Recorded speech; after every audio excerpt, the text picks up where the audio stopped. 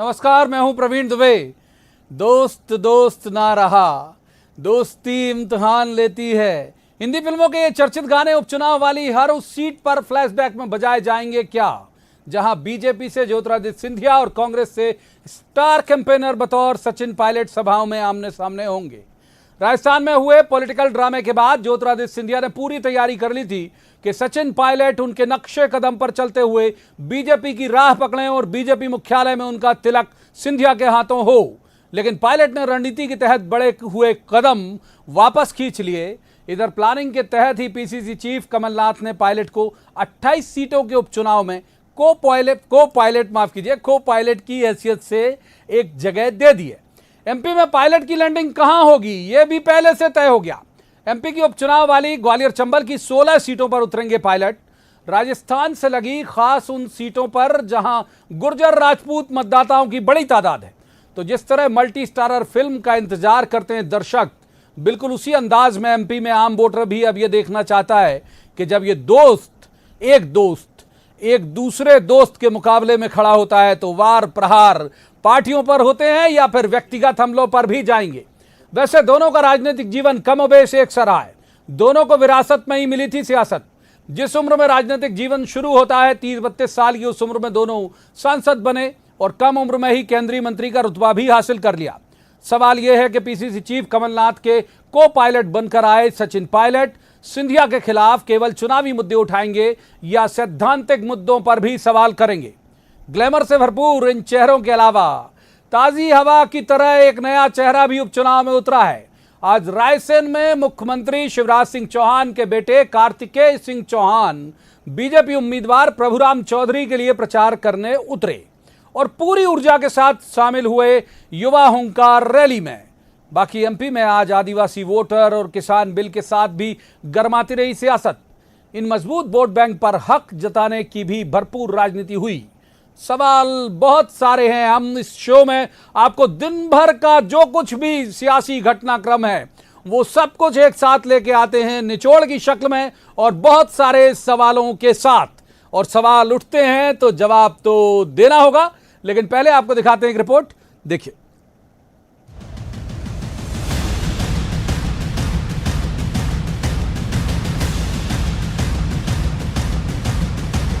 क्या एमपी में 28 सीटों के उपचुनाव मल्टी स्टारर फिल्म का मजा देने वाले हैं? ग्वालियर चंबल की 16 सीटों पर अपनी अपनी फिल्म हिट कराने के लिए है ये दांव। पहले बीजेपी ने सितारा हैसियत लिए ज्योतिरादित्य सिंधिया को इन सीटों पर उतारा। अब कमलनाथ इन 16 सीटों पर कांग्रेस की जमीन मजबूत करने सचिन पायलट की लैंडिंग करा रहे हैं, और वो भी को पायलट की हैसियत में। सचिन पायलट युवा हैं, सिंधिया की तरह प्रभावी छवि भी है और साथ में ये बोनस भी कि गुर्जर ठाकुर वोटरों को प्रभावित कर सकते हैं।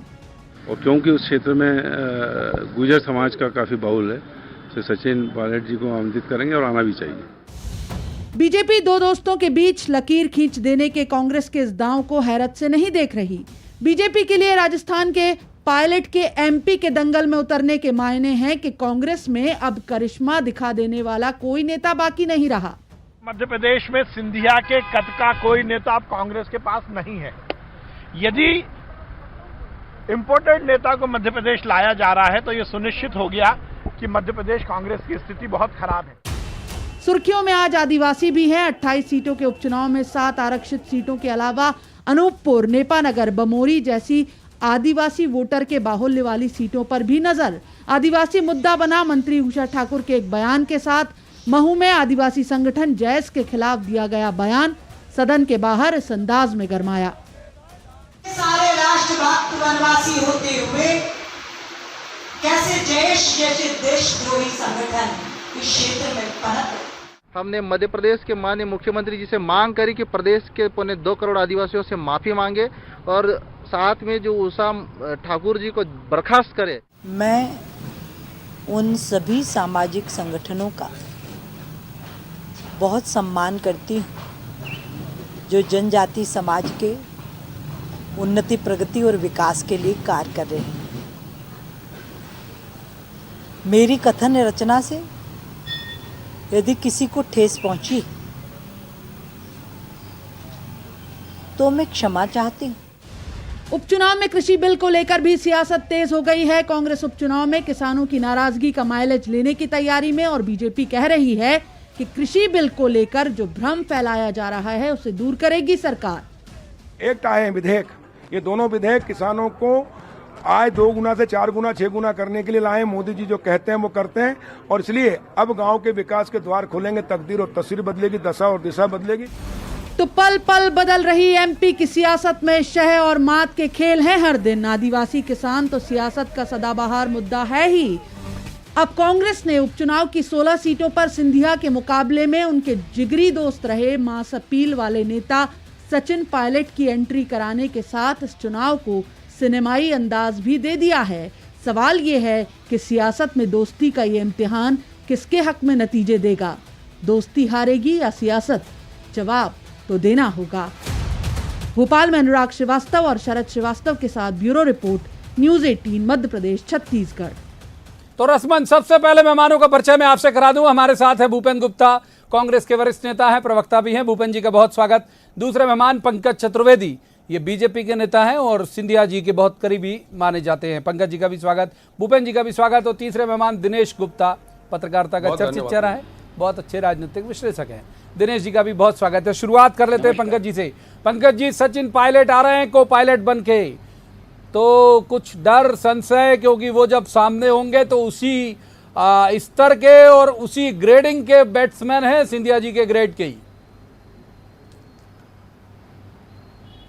देखिए, सचिन पायलट जी के ग्रेड को डी ग्रेड तो कांग्रेस पार्टी पहले ही कर चुकी है और जिस प्रकार वहाँ दादा गहलोत को अभी भी कमान दे रखी, जिन्होंने सचिन पायलट को नालायक, निकम्मा और नाकारा, जो कांग्रेस की शैली है, जिन शब्दों का प्रयोग कमलनाथ जी भी करते हैं, उन शब्दों के प्रयोग से सम्मानित किया था। तो अब सचिन पायलट, जिनकी राजस्थान में कांग्रेस पार्टी ने मूल्य नहीं समझा, यहाँ उनको वो अब यहाँ आपने भी उनको डिग्रेड कर दिया, पायलट से को पायलट बना दिया, एक स्टेप नीचे कर दिया। तो जहाँ वो डिग्रेडेड स्थिति में आ रहे हैं, तो मुझे नहीं लगता यहाँ तो को पायलट ही रहेंगे, यहाँ तो पायलट कमलनाथ जी हैं। तौर पर नौजवान राज इसीलिए कह रहा हूँ प्रवीण जी के को पायलट का रोल भी बहुत महत्वपूर्ण होता है। लेकिन अब सवाल ये उठता है कि सचिन पायलट मध्य प्रदेश कांग्रेस के जो विमान हैं उसको विजय की ऊंचाइयों पर ले जाते हैं या पराजय की क्रैश लैंडिंग कराते हैं।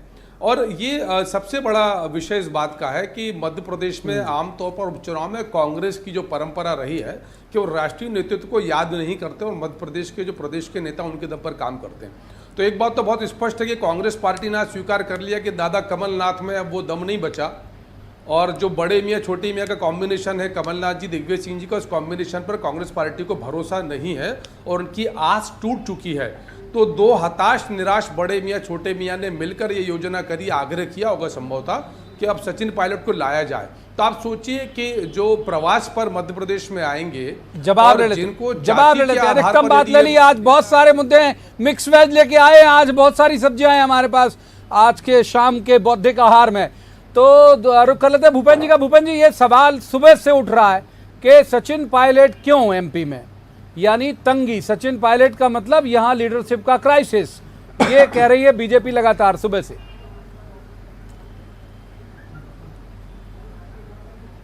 देखिए, बीजेपी क्या कह रही है ये बहुत महत्वपूर्ण नहीं है। जो लोग 27 लोगों को इंपोर्ट करके लाए हैं वो कह रहे हैं कि साहब 3 तो आपने बाहर से क्यों ले लिए, आपके पास आदमी नहीं, तुम्हारे पास औकात नहीं थी इसलिए तो खरीदे तुमने, इसलिए तो तुम जो है बाहर से लोगों को लाए, जनता ने तुम्हें वोट आउट किया था, तुम नोट इन होकर जो है वापस सत्ता में आ गए। तो ये जो दलाली की राजनीति से जो लोग राजनीतिक धन से जो लोग सत्ता में वापस आए हैं, उनकी अपनी घबराहट है। उस घबराहट में वो कई तरह के सवाल करेंगे। एक महत्वपूर्ण सवाल आपने उठाया, दोस्त आपके पैकेज का भी हिस्सा था। तो दोस्त अपनी जगह है, लेकिन जब माँ का सवाल आता है तो कौन लोग माँ के साथ खड़े होने वाले लड़के भी होते हैं और माँ को जो है गंडासा मारने वाले लोग भी होते हैं। किसी ने माँ की हत्या कर दी मध्य प्रदेश में, दूसरे ने माँ के साथ खड़ा होना पसंद किया, तो वो अपनी माँ की लड़ाई लड़ने यहाँ पर आ रहा है। ये पार्टी उसकी माँ है और ये इसका परिणाम निकलेगा। हर आदमी माँ का हत्यारा थोड़ी होता है। ये जो है ये अंतर जनता देखेगी, जनता समझेगी और जनता इसको देखेगी। जो लोग ये हल्के फुल्के जुमलों में खुश रहते हैं कि डिग्रेड हो गए, को से पायलट हो गए, पायलट्स हो गए, फलाना हो गए, ढिमाका हो गए, ये बहुत महत्वपूर्ण बातें नहीं है। महत्वपूर्ण बातें ये है कि आज की जो राजनीतिक जरूरत है उसमें ये जो प्रवास पर आने वाले नेता हैं, जो 6 महीने में एक बार प्रवास पे आते थे, 5 दिन के लिए भाषण दिए चले जाते थे, उन नेताओं की असलियत जो है कमलनाथ जी की रैली से खुल गई है। ये कहते थे कि कांग्रेस के पास एक कार्यकर्ता नहीं मिलेगा, खड़े कहाँ पर होंगे, कैसे जो है इनका जो है जाके तो देखें ग्वालियर, तो अब जाके देखा है ग्वालियर में, अब हवा टाइट है, अब सवाल नहीं आ रहे ना, जो बातें आ रही हैं, तो ये जो बातें हैं ये आगे भी खत्म होंगी। अभी जो हमारे इवेंट्स होंगे और जिस तरह से हम जनता के बीच में संप्रेषण करेंगे, उसके बाद आप देखेंगे कि धीरे धीरे इनके चेहरे उतरते जाएंगे, पानी उतरता जाएगा। कमाल का शब्द इस्तेमाल किया आपने, संप्रेषण। हम एक बार रुख कर लेते दिनेश गुप्ता जी का। दिनेश जी, ये जो संप्रेषण हुआ आज दिन भर अलग अलग एंगल पर, मैं आपसे तीनों मसलों पर बात भी करूंगा। ये बात सही है कि जो राजस्थान से लगती हुई बॉर्डर है, खासकर ग्वालियर चंबल का, मुरैना से लगा हुआ जो भी जिले हैं, जो भी विधानसभा सीट है, वहाँ गुजर वोट है, दल सिंह कंसाना भी उसी इलाके में, तो वहाँ हो सकता है कि पायलट के आने से फर्क पड़े, नंबर 1। और नंबर दो, ताजी हवा का झोंका आज आपने देखा होगा सांची में भी, रायसेन में शिवराज जी के बेटे की एंट्री, उस पर भी आपकी टिप्पणी। पहले तो प्रवीण जी के जो पायलट जी का जो इशू है, पायलट निश्चित तौर पर गुर्जरों का एक बड़ा नाम है, बड़ा चेहरा है। देखिए, उनकी जो है राजस्थान हो, उत्तर प्रदेश हो, हरियाणा हो या मध्य प्रदेश हो, गुर्जरों के नेता के तौर पर उन्हें मान्यता है। और जब वो जाते हैं, आप पिछले हम विधानसभा चुनाव देखे राजस्थान में ही, पायलट जो है प्रदेश कांग्रेस कमेटी के अध्यक्ष थे और उसका फायदा कांग्रेस पार्टी को मिला। आप देखिए कि जो राजस्थान से लगा हुआ बॉर्डर, चाहे मुरैना का हो या मंदसौर का हो, कहीं का भी बॉर्डर करने आए थे, भूरिया जीते थे। हाँ, सभी का आप देखिए कि आप यदि खंडवा जिले में भी जाएंगे तो वहां आपको गुर्जर वोटर मिलेगा। और कई विधानसभा क्षेत्र ऐसे हैं जो गुर्जर वोट उसमें बहुत डिसाइडिंग होता है। लेकिन गुर्जरों की जो राजस्थान में समस्या है वो अलग तरह की है। वो गुर्जर आरक्षण को लेकर फिर उन्होंने चेतावनी दी हुई है, जिसके कारण थोड़ा सा पायलट जी भी परेशान हो। पायलट जी को लेकर जो है गुर्जर भी थोड़ा सा खुश नहीं है वो, क्योंकि जो प्रदेश कांग्रेस कमेटी के अध्यक्ष थे, उप मुख्यमंत्री थे, जो उनका कद था वो उनके पास आज नहीं है। उनको वापस उस स्थिति में आने के लिए जरूरी है कि वो मध्य प्रदेश में कोई अच्छा प्रदर्शन करे। लेकिन यहाँ जो है उन्हें कितनी सफलता मिलती है, क्योंकि बहुत सारे यहाँ फैक्टर होंगे। यहाँ भी जो दल सिंह कंसाना है या दूसरे जो कास्ट इक्वेशन है वो भी हैं। यदि इस तरह गुर्जर वोट हो या कोई भी वोट हो, जब इस तरह का जाता है तो एक साथ जाता है, एक जगह जाता है, ऐसा नहीं होता कि वो डिवाइड हो जाएगा, उससे फर्क पड़ेगा। यदि पायलट के आने से एक पार्टी में, कांग्रेस पार्टी में जाना चाहता होगा गुर्जर, तो फिर उसे रोका नहीं जा सकता। उसमें भारतीय जनता पार्टी को फिर उसके लिए बेहतर कोई विकल्प के बारे में सोचना होगा। जो दूसरा विषय है जो आज दिन भर संप्रेषण में रहा, जैसा भूपेंद्र जी ने शब्द का उपयोग किया, अच्छा शब्द है कि निश्चित ये सभी को चौंका दिया। उस पूरा जो पोस्टर था प्रवीण जी, क्योंकि वो बड़ा आश्चर्यजनक था। आर्यमन सिंधिया और कार्तिकेय की एक साथ एक मंच पर आना और बगैर किसी आहट के आना, तो ये निश्चित तौर पर एक बड़ी ऐतिहासिक घटना होती है यदि ऐसा होता है। हालांकि आर्यमन नहीं आए केवल कार्तिकेय ही, आर्यमन नहीं आए। उसके लिए भी शाम तक कार्यक्रम जो है डिले होता रहा, क्योंकि अनाउंसमेंट हो गया था। आप देखिए कार्तिकेय तो आप अभी पिछले दिनों सीहोर में भी जब बाढ़ आई थी तो बाढ़ पीड़ितों से मिलने गए थे। वो लगातार अपने जो संसदीय क्षेत्र है, विदिशा संसदीय क्षेत्र के जितने आप जिले आते हैं या विधानसभा क्षेत्र आते हैं, उसमें निरंतर रहते हैं। आप याद करिए कि कोलारस में जब बाई इलेक्शन हुआ था तो कार्तिकेय मंच पर थे, उन्होंने भाषण दिया था। तो कार्तिकेय चौहान तो जो है वो अपनी एक्टिविटीज उनकी दिखती रहती है। लेकिन आर्यमन सिंधिया यदि शिवपुरी गुना से बाहर जाते तो निश्चित तौर पर ये बड़ा राजनीतिक डेवलपमेंट होता, लेकिन जो हुआ नहीं। ठीक बात। तो अब एक बार रुक कर लेते हैं पंकज जी का। पंकज, दूसरे मसले पे आते हैं। किसान का जो बिल पास हुआ पार्लियामेंट में, उसको लेकर बहुत ज्यादा आप लोग सतर्क हो और ये आरोप लगा रहे हो कि कांग्रेस जो है उसका माइलेज ले रही है या उसे गलत तरीके से इंटरप्रिटेट कर रही है, नंबर 1। और 2, उषा ठाकुर को मजबूरी में आज तत्काल माफी भी मांगनी पड़ी कि जो ट्राइबल के मसले पर जो उन्होंने कहा, आज कमलनाथ जी खुद बैठ गए धरने पर विधानसभा के बाहर, प्रतीकात्मक जो धरना चल रहा था उसको सपोर्ट करने वो भी चले गए। तो ये लगता है कि ये सब मसले अगर ठीक से हैंडल नहीं हुए तो ऐसा तो नहीं कहीं उल्टा पड़ जाए दांव? देखिए प्रवीण जी, यदि पहले हम किसानों के विषय पर बात करें तो हमको इस कड़वे सच को स्वीकार करना पड़ेगा कि 70-72 साल के बाद भी देश का अन्नदाता किसान उस आर्थिक स्थिति में नहीं पहुंच पाया जहां की बात करी थी। और तमाम प्रकार के वादे और दावे के बाद भी हम सबका पेट भरने वाला किसान आज खाली झोली के साथ है, उसके पास धन का अभाव है। और बम्पर पैदावार होती है देश भर के हर राज्य में। मध्य प्रदेश तो हमारा अव्वल है ही, उसने इस बार पंजाब को भी पीछे छोड़ा गेहूं उपार्जन में। लेकिन मूल भारतीय जनता पार्टी की नीति है जिसकी वजह से किसान सशक्त हुआ। मूलभूत मुद्दा प्रवीण जी वो नहीं है कि जो बम्पर पैदावार है, मूल समस्या किसान की है कि भंडारण और वितरण यानी मार्केटिंग और स्टोरेज, ये दोनों इशू हैं। और इसको रिजॉल्व करने के लिए आपको मार्केट को ओपन किया है, प्राइवेट लोगों को छूट दी गई है ताकि किसान का शोषण ना हो और उसको उसकी उपज का अधिकतम मूल्य, जब एक से अधिक खरीदार होंगे तो फिर किसान के पास सुविधा होगी। किसान को अब अपने घर से खेत खलियान से फसल बेच सकता है, मंडी तक लेकर नहीं जाना, तुलावटी मिलावटी के झंझट नहीं, व्यापारियों और बिचौलियों के से मुक्त होगा किसान। वो तय कर पाएगा कि उसकी फसल कौन लेगा। व्यापारी को स्वतंत्रता है कि वो जहां चाहे वहां से फसल ले सकता है। तो यदि देश के अन्नदाता की आर्थिक सेहत को सुधारने के लिए सरकार जल्दी से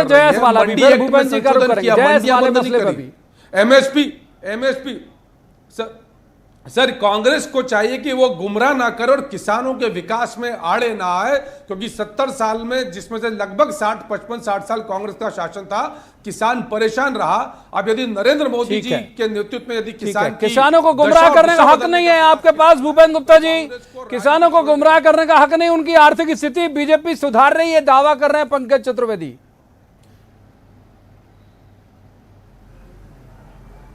15 साल से सुधार रहे हैं। ये जो है 15 साल से लाभ का धंधा बना रहे थे और जो है चोटियाई कर रहे थे।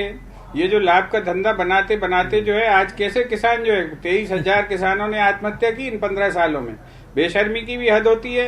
ये जो सरकार है इससे ये सवाल करें जरा और इसका ये जवाब दें आदरणीय पंकज जी कि जो है सरकार जो मंडी चालू रखेगी ये कह रही है, मंडी में जाएगा जो आदमी उससे 2% टैक्स लगेगा। और ये जो है बड़े बड़े खजांची जब खरीदेंगे माल तो वहां पर टैक्स नहीं लगेगा। वहां पर जाकर किसान 5 किलोमीटर दूर जाकर अपना माल नहीं बेच पाता है और उसकी जो है भाड़े में ही मर जाता है, उसको ये जो है अमेरिका भिजवाएंगे उसका माल। शर्म भी नहीं आती। 70% किसान इस देश का जो है मार्जिनल किसान है, जिसकी 1 एकड़ भी जमीन नहीं है। 1.5 एकड़, 1 एकड़, 1.4 एकड़। अभी 26.4% जो है किसान मार्जिनल किसान हो गए बड़े किसानों से। आप जो है ये पूरी योजना अंबानी और अदानी को जो है इस देश का नेता बनाने की कोशिश चल रही है और इसीलिए कॉन्ट्रैक्ट फार्मिंग बिल भी इसके साथ आ रहा है। इसके साथ कॉन्ट्रैक्ट फार्मिंग का बिल आ रहा है। आज जो है किसान को उसी के खेत पर मजदूर बनाने का षड्यंत्र जो है मोदी जी कर रहे हैं। आज ये सबसे बड़ा सवाल है कि देश की सरकार खोखली हो चुकी है और जो है देश के 3 धन्ना सेठों के पास जो है 10 गुनी संपत्ति बढ़ गई है। ये खेल क्या चल रहा है? क्या ये जनता को दिखाई नहीं पड़ रहा है? आज पूरी देश में लूट मची है। ट्रेनें बिक गई, रेलवे स्टेशन बिक गए, सब पटरियां बिक गई, एयरपोर्ट बिक गए, सारी जो है नवरत्न कंपनियां बेच दी, अब सड़कें बेच दी, अब जो है मंडी की संपत्तियों पर जो है आंख गड़ाए बैठे हुए। पंकज जी छोटा जवाब जल्दी से दिनेश जी को करेंगे, दिनेश जी के पास में जाना है। भूपेंद्र जी आऊंगा वक्त रहा तो आऊंगा, सबको मौका दे दूं बारी बारी से। दिनेश जी के पास बहुत देर से नहीं गया। पंकज जी बहुत बेचैन है छोटा जवाब देने के लिए। पंकज जी छोटा ही जवाब। प्रवीण जी, भारतीय जनता पार्टी किसान को स्वतंत्र, सक्षम और आत्मनिर्भर बनाना चाहती है, इसीलिए किसान को स्वतंत्रता दे रही है कि वो मंडी में बेचने को बाध्य नहीं है। 15 साल से बना और रही जो है। भाड़े का 15 साल से बना रही हो, बेवकूफ बना रही है। उसी से तो 15 साल से हो। 6 साल में क्या किया मोदी ने ये बता दो आप। 6 साल में क्या हुआ बताइए आप। 6 साल में बना आत्मनिर्भर के देश में। 6 साल से आप किसानों को बेवकूफ बना रहे हैं। 6 साल से आप किसानों को बेवकूफ बना रहे हैं। बताइए ये 60 साल में ही साइकिल से मोटरसाइकिल आई। 60 साल में उसके घर में ट्रैक्टर आया। दोनों मेहमानों को गौरव तीसरे मेहमान का रुख करना पड़ेगा अब हमको। दिनेश गुप्ता जी बैठे हुए हैं बहुत देर से मौन, उनका रुख करेंगे। दिनेश जी, किसान, ट्राइबल, ये आपको लगता है कि ये मुद्दा संवेदी है और कांग्रेस समझ रही है शायद, इसीलिए लपक के हम ये बिल्कुल जजमेंटल नहीं होंगे कि वो भड़का रही है या फिर उन्हें उनके साथ खड़ी हो रही है या सही बोल रही है गलत बोल रही है, लेकिन इंपैक्ट आ जाएगा आपको लगता है अगर कांग्रेस ने माइलेज लिया तो? देखिए प्रवीण जी, ये दोनों ऐसे विषय हैं जिसमें इम्पैक्ट आता है। किसान हो या आदिवासी हो। किसान जब कर्ज मुक्ति का मामला कांग्रेस पार्टी लेके आई तो उसका इम्पैक्ट आया, भले ही कांग्रेस के कुछ सीटें कम पड़ी हो लेकिन इम्पैक्ट आया। आदिवासी के साथ जब भी कांग्रेस खड़ी हुई या कांग्रेस के साथ जब भी आदिवासी खड़ा हुआ तो कांग्रेस को सफलता मिलती है। यही तो कांग्रेस की जो समस्या थी कि वो अपने परंपरागत वोट बैंक से दूर चला गया था, जिसको उसको वापस लाने की कोशिश कर रही है वो, और लगातार कर रही है। देखिए, जो किसानों का जो मामला है जिसको लेकर ये स्थितियां बन रही हैं, एमएसपी जो है निश्चित तौर पर एक बड़ा इश्यू, लेकिन हमने ये देखा है कि एमएसपी के बावजूद मंडियों में किसानों के शोषण की बहुत सारी घटनाएं होती रही हैं। एक इशू जो एमएसपी है, एमएसपी के साथ जो है उनको ये बिकेगा ही, इस कानून का उपयोग सरकार ने कभी उनके खिलाफ नहीं किया, बिचौलियों के खिलाफ नहीं किया। जरूरत तो ये है कि किसान को उसका वाजिब दाम मिले। पहले तो ये है कि दुगना तो बाद में हो जाएगा, पहले जो उसका एमएसपी है वो मिल जाए और पेमेंट साथ में हो जाए। आप जो है मंडी में बिचवाएं या जो है बाहर दूसरे राज्य में ले जाएं, चाहे छुरी खरबूजे पे गिरे या खरबूजा छुरी पे गिरे, कटना तो किसान को ही है। आज वो मंडी में शोषित हो रहा है तो यदि उसके पास ले जाने के लिए नहीं है तो भी उसकी समस्या है। तो आप कांग्रेस पार्टी को जब तक इस मामले में किसानों को कन्विंस नहीं करेगी, अभी तो केवल 3 ही राज्यों में ये मामला हम देख रहे हैं कि उत्तर प्रदेश, हरियाणा और पंजाब में ज्यादा तूल पकड़ रहा है। अभी जो है मध्य प्रदेश में इस मामले को लेकर बहुत ज्यादा सुगबुगाहट हुई नहीं है। मुझे लगता है कि कांग्रेस पार्टी जो है अब इस पूरी बात को किसानों तक पहुंचा नहीं पाई, शायद वो खुद कन्विंस ना हो। हाँ, छुटपुट हुई, लेकिन वो शायद खुद कन्विंस ना हो, क्योंकि जब राज्यसभा चालू हुई, लोकसभा चालू हुई, तब किसान को शायद इस मुद्दे का ध्यान आया। लॉकडाउन भी था, शायद उसके कारण भी कांग्रेस ना कर पाई हो। जब तक आप किस मामले में कुछ करते, बिल पास हो गया, अब इसको आप रोकेंगे कैसे? कोई बड़ा आंदोलन से रोकेंगे? आप देखिए कि कांग्रेस पार्टी के जो जिस तरह के किसान नेता हुआ करते थे, आज उनकी जो है एक्टिविटीज नहीं है, क्योंकि एक बड़ा आंदोलन जब तक आप खड़े नहीं करेंगे तब तक आप ये इस बिल को रोक नहीं सकते। समस्या जो जिस तरह से भारतीय जनता पार्टी एकदम आक्रामक है और बता रही है, कन्विंस कर रही है, एमएसपी में जो है को उन्होंने जो है अनाउंस भी कर रही है और बड़े हुए छोटा जवाब जल्दी से ले लेते हैं, बहुत बिल्कुल तेजी से वक्त फिसल रहा है हमारे हाथ से। दिनेश जी माफ कीजिए, रोकूंगा आपको। भूपेन जी, ये केवल स्टूडियो में बैठ के होने से होगा क्या? दिनेश जी कह रहे हैं सड़क पर कब आएंगे या आएंगे कि नहीं? हम तो सड़क पे जा ही रहे हैं, तभी तो जा किसान बाहर निकल रहा है। किसान घर बैठे थोड़ी बाहर निकल रहा है, उसको बात हमारी समझ में आई इसीलिए वो सड़क पर आ रहा है। आप देखें कि 1 साल तक इस मोदी सरकार के खिलाफ 1 लाख से ज्यादा किसान दिल्ली में डेरा डाले रहे। ये सरकार उनसे पूछने गई कि तुम्हारा क्या घाव है, उन्होंने उनको पेशाब पीनी पड़ी 1 साल तक। ये सारा दृश्य आपके कैमरों ने देखा है, पूरे मीडिया ने देखा है। इस तरह की अमानुषिक कार्रवाइयां जिस सरकारों में होती रही हैं, जो लोग इतनी निर्दयता से अपनी जनता और प्रजातंत्र में अब उनके साथ पेश आ रहे हैं, वो क्या किसानों की समस्याएं ये किसान समझ नहीं रहा है? ये किसान को सब दिखाई पड़ रहा है। आज कौन सा किसान सुखी है? क्या मक्के का, क्या सोयाबीन का, क्या गेहूं का, क्या चावल का, क्या हल्दी का, क्या काली मिर्च का, सबको मार डाला इस सरकार ने। और ये मार डालना इनकी योजना का हिस्सा है।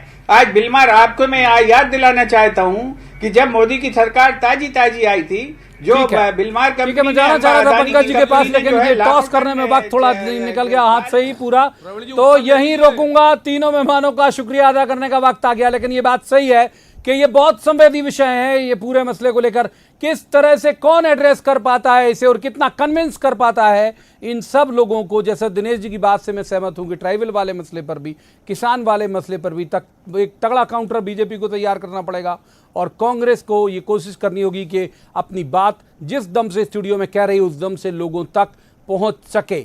नतीजा फिर मैं जो हमेशा की तरह कहता हूं वही कहूंगा कि नतीजा तो तब पता चलेगा जब इलेक्शन के रिजल्ट आ रहे होंगे कि कौन सा मुद्दा काम कर गया। आज की इस चर्चा में इतना ही। कल किसी खास मसले पर खास पैनल के साथ बैठकर कहेंगे, जवाब तो देना होगा। तब तक आप देखते रहिए न्यूज़ 18 मध्य प्रदेश छत्तीसगढ़।